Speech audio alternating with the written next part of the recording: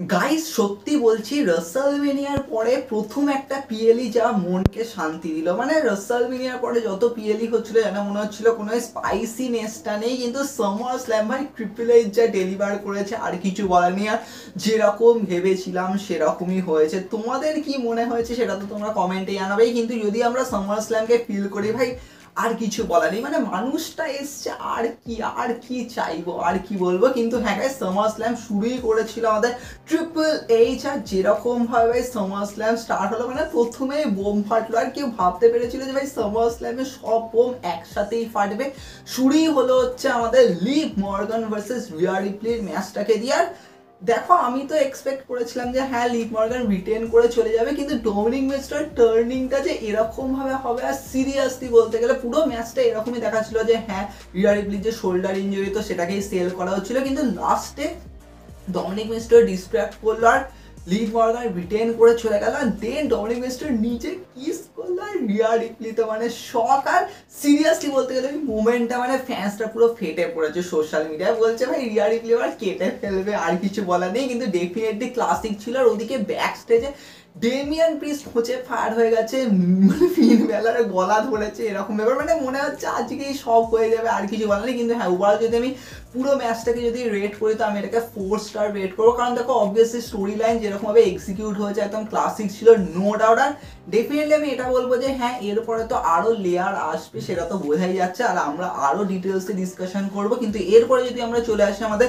বেলি versus নায়া জ্যাক্সের match, আর overall বলা চলে যে হ্যাঁ বেলি টাইটেল রান এন্ড হয়ে গেল। কিন্তু হ্যাঁ ডেফিনেটলি ক্লাসিক ম্যাচ ছিল। আর ম্যাচের মধ্যে যখন টিফিনি ঢুকলো মনে হলো ক্যাশ ইন তো ভাই করতে পারে না, এত তাড়াতাড়ি কেন ক্যাশ ইন করবে, সবাই তো একটা নিউ ব্রিফ কেস পেয়েছে। কিন্তু অবভিয়াসলি এখানেও ডিস্ট্র্যাক্ট হওয়ার এখান দিয়ে হয়ে গেল নিউ চ্যাম্পিয়ন নায়া জ্যাক্স। আর এটা একটা খুব বড় সড়ো অবভিয়াসলি বেলি টাইটেল রান এন্ড হয়েছে, কিন্তু নায়া জ্যাক্সের ওপরেই যে পুরো ঘুরে যাবে টিফিনি সেটা বোঝাই যাচ্ছে। কিন্তু হ্যাঁ ওভারঅল ম্যাচ যথেষ্ট ভালো এক্সিকিউট হয়েছে, তাই জন্য আমি এটাকে 3.8 স্টার রেট দেবো। কারণ দেখো ওভারঅল ভালোই হয়েছে, নো ডাউট। যেরকম মানে যেরকম এক্সপেকটেশন ওরকমই ডেলিভার হয়েছে। কেন বেকার বেকার নায়া জ্যাক্সকে ক্রিটিসাইজ করবো, কারণ ইটস অল অ্যাবাউট বেলি।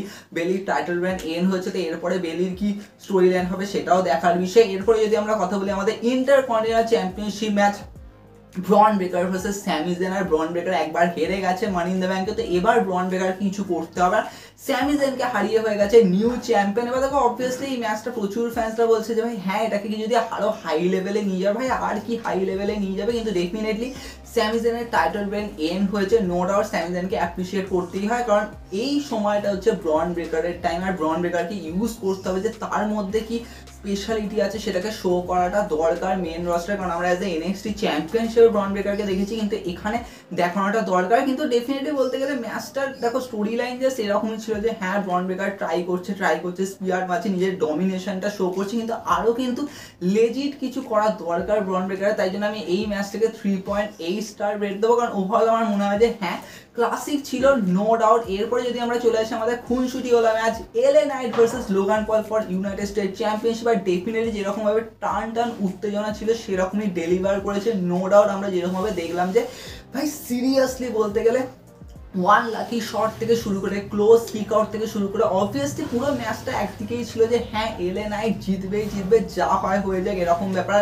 যথেষ্ট ক্লাসিক ওয়েতে ডব্লিউডাব্লিউ যে বুক করেছে এটা সব থেকে সেরা ব্যাপার। তো তাই জন্য আমি এই ম্যাচটাকে 4 স্টার রেট দেবো। আর দেখার বিষয় দেখো এলএ নাইট অলরেডি উইদাউট টাইটেলে যা কারিশমা দেখিয়েছে, অলরেডি মেগা স্টার। তো টাইটেল নিয়ে এলএ নাইট কি করবে সেটা কিন্তু আরো বেশি এক্সাইটিং হবে। আমার মনে হয় যে এলএ নাইটকে অনেক লং টাইটেল রান দিতেই পারে, কারণ অবভিয়াসলি এলএ নাইট যেহেতু ওই অ্যাট্রাকশনটা নিয়ে চলে তো এটা কিন্তু খুব দরকার।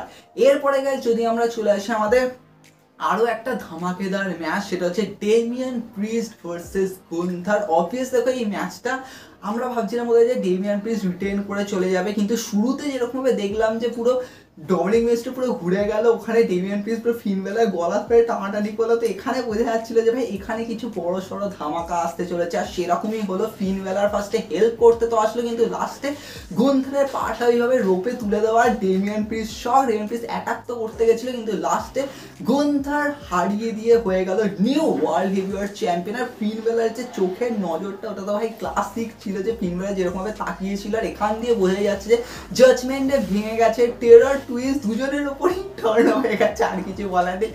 এবার দেখার বিষয় যে এখান দিয়ে কিরকম ভাবে এগোবে, জাজমেন্টে ব্রেক হওয়ার পরে কিরকম স্টোরি লাইন যাবে। আর বোঝা যাচ্ছে দেখো এখানে টাইটেল নেই ঠিক, কিন্তু স্টিল আমি ভেবেছিলাম ওদের যে ফিন বেলার ডেমিয়ান প্রিস্টের ওয়ার্ল্ড টাইটেলে অ্যারাউন্ডে স্টোরি লাইন হবে, সেখান দিয়ে ফিন বেলা জিতবে। কিন্তু এখানে আমার মনে হয় যে আরো ওয়ে বিগার কিছু করতে চলেছে। দেখো আমি ওভারঅল যদি এই সিনেমাটাকে যদি রেট করি তো আমি এটাকে 4 স্টার রেট করবো, কারণ দেখো পারফেক্ট এক্সিকিউশন। মানে এটা ঠিক যে গুন্থার ডেমিয়ান প্রিস্টের মধ্যে ওরকম কিছু ছিল না, জাস্ট হ্যাঁ কে বড় রেশারেশি চলছিল, কিন্তু ফিন বেলারের ইনপুটটা লেজিট ছিল, তাই জন্য আমি এটাকে 4 স্টার দেবো। আর রেসলিং তো ক্লাসিক, নো ডাউট ভাই, ব্যাঙ্গার, আর কিছু বলার নেই।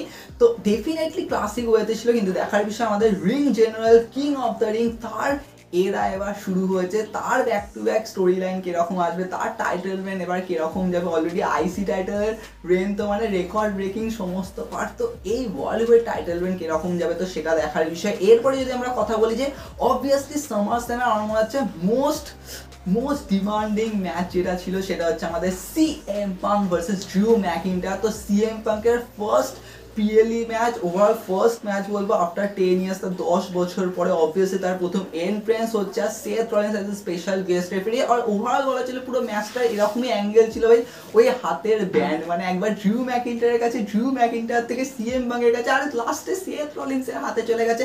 সিএম পাঙ্ক খেপে গেছে, সেথ রলিন্সকে জিপিএস মেরে দিয়েছে, এরকম ব্যাপার। তো অবভিয়াসলি ওই অ্যাঙ্গেলটা সেরা ছিল। আর লাস্টে আমরা শক হয়ে গেলাম যে ড্রিউ ম্যাকিন্টায়ার সিএম পাঙ্ককে হারিয়েছে। আর অলরেডি ড্রিউ ম্যাকিন্টায়ার যেরকম ট্র্যাশ টক করা তো চলছে। আর মেন আমার যেন পুরো মনে হলো যে হ্যাঁ সিনেমাটা এরকম ভাবে এক্সিকিউট হলো। দেখো আমরা তো এটা জানি যে সিএম পাঙ্ক আর ড্রিউ ম্যাকিন্টায়ারের স্টোরি লাইন চলছে, কিন্তু সিএম পাঙ্ক আর সেথ রলিন্সের অ্যাঙ্গেল দেখানোর চেষ্টা হয়েছে, হ্যাঁ ওই ব্যান্ডটা ওর হাতে চলে গেল, তারপরে পুরো যেরকম অ্যাঙ্গেলটা হলো তো সিএম পাঙ্ক জিটিএস মারলো, তো সেথ রলিন্স ছেড়ে দেবে না, কারণ সেথ রলিন্স বলেছিল যে আমার গায়ে যদি হাত ওটা তো দেখিয়ে দেবো। তো এখানে কিন্তু লেজিট অ্যাঙ্গেল তো আসছে, কিন্তু ড্রিউ ম্যাকিন্টায়ার সিএম পাঙ্ককে হারিয়ে দিয়েছে। তো ড্রিউ ম্যাকিন্টায়ার কাছে একটা বড় ভিক্টরি, কারণ এত তুমি পেছনে দেখেছো এবার ফাইনালি হয়েছে। তো ওভারঅল পুরো সিনেমাটাকে আমি কি 4.5 স্টার রেট দেবো। দেখো ওভারঅল মনে হয় যে হ্যাঁ এক্সিকিউশন পারফেক্ট, কিন্তু এখনো আরও কিছু আসবে, তো তাই জন্য ওয়েট করো, এখনো অনেক কিছু আসবে। কিন্তু এবার যদি আমরা চলে আসি আমাদের মেন ইভেন্টে, obviously Solo Sikoa versus Cody Rhodes for bloodline rules match. আর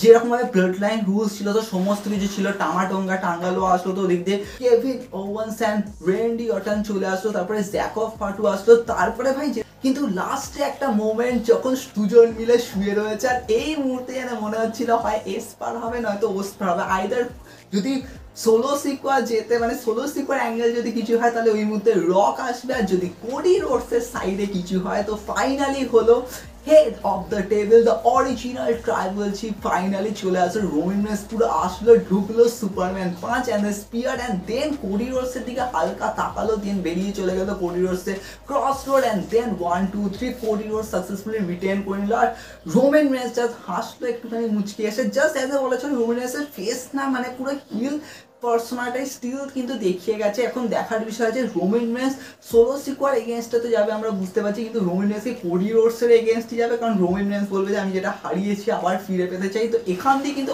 অনেক কিছু কিন্তু কোয়েশ্চেন আছে। তো ডেফিনেটলি বলা চলে যে প্রপার এক্সিকিউশন হয়েছে, নো ডাউট প্রপার এক্সিকিউশন হয়েছে, তাই জন্য আমি এটাকে 5 স্টার রেট দেবো। Definitely classic main event ending ছিল, সমস্ত কিছু স্পাইসিনেস ছিল, কিন্তু সামার স্ল্যাম অনেক কিছুকে কিন্তু টিজ করেছে, অনেক স্টোরি লাইন লাইক জাজমেন্টে ভেঙে যাওয়া, জাস্ট লাইক আমরা দেখেছি গুন্থারের একটা এরা বিল্ড হওয়া অ্যাজ এ ওয়ার্ল্ড চ্যাম্পিয়ন। আর রোমান রেন্সে আসার পরে রোমান রেন্স কীভাবে এবার হ্যান্ডেল করবে, শুধুমাত্র ট্রাইবাল চিফ হওয়াই নয়, তিনি আবার কি তাহলে টাইটেল ক্যাপচার করবে। তো অনেক কিছু এখন চলছে, তবে তোমাদের কি মনে হয় তোমরা সেটা কমেন্টে জানাতে পারো। আরও ডিসকাশন হবে, হ্যাঁ সন্ধ্যেবেলা আরও ডিসকাশন হবে, দেখা হবে নেক্সট এপিসোডে।